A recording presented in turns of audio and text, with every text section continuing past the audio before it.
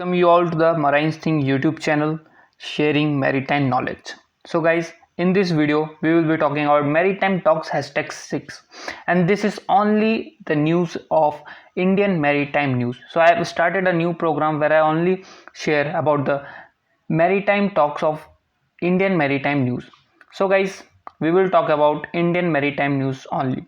So let's get started guys. The first and very breaking news is Government invites global vessel owner to register ships in India to take advantage of Make in India.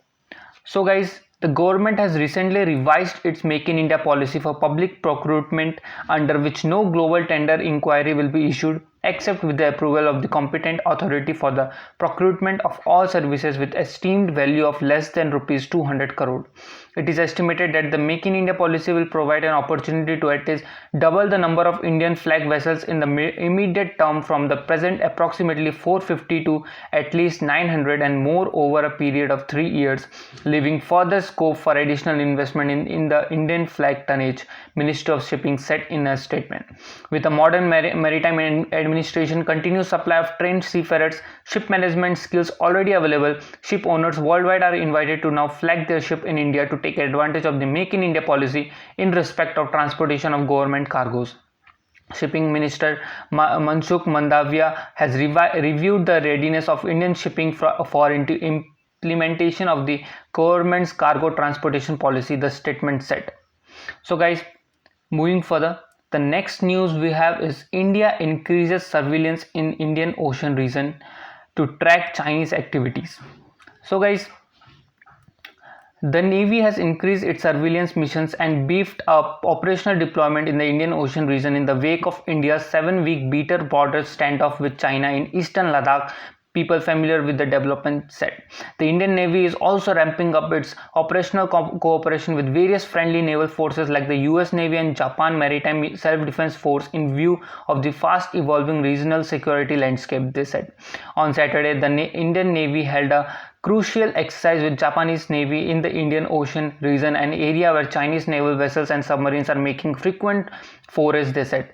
Indian Navy ships INS Rana and INS Kulis were part of the exercise, while Japan Maritime Self-Defense Forces deployed its 2 ships JS Kashima and JS Shimayuku for the exercise. The exercise assumed significance as it took place amid India's border standoff with China in eastern Ladakh and Chinese Navy's aggressive posturing in South China Sea as well as in the Indo-Pacific region. So guys, moving further, guys, if you are not following Marine Singh on Instagram, you are missing a major chunk of maritime news and podcast where I regularly update about the news, what is happening worldwide in the maritime sector. So follow us on Instagram. I will be putting out the link in the description below.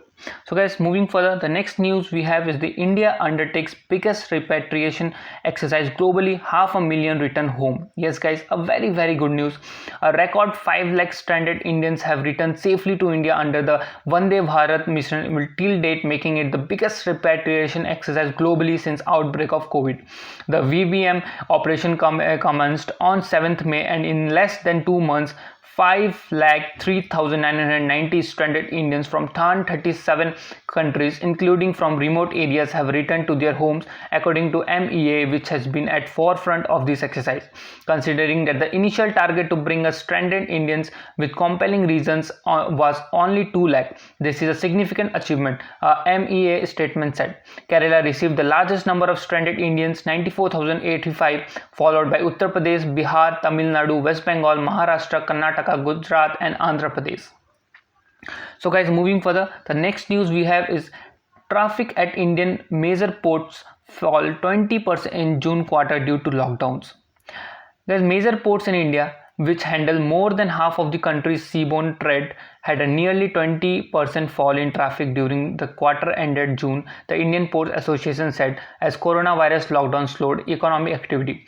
India's 12 state-run major ports handled 141.9 million tons of shipments in the quarter ended June 30, compared with 176.7 million tons the previous year, the IPA data showed. The handling of major types of shipments such as crude oil, coal and containers fell except for iron ore and fertilizers, the data showed. The data showed showed that iron ore traffic rose 18.83% in the quarter, which Atul Kulkarni, an analyst at CRE Group, said was a result of higher exports due to weak local demand for steel and clearance of stockpiles by miners in Goa. Exports will be lower for the rest of the year as local demand increases and global logistic and supply of iron ore improves, Kulkarni said.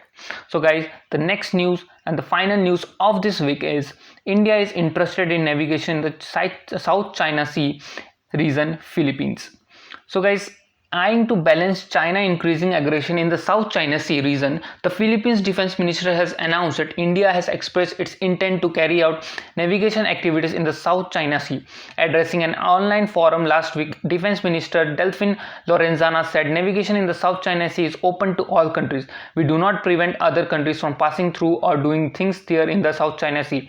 The British do passes through the South China Sea, the French, all other countries, we do not invite them to come, he said, adding Indian can also be present in the area. Lorenzana further alleged that China's naval exercise in the South China Sea are a cause for a concern. China is upping the ante in the SCS region and its ties with the Philippines may now run into rough weather.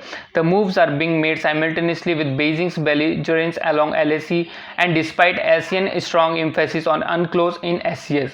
So guys, that's all for it today guys. Thank you for watching and hit the subscribe button and the bell button so that you don't miss any video from the marine thing. Thank you guys, signing off.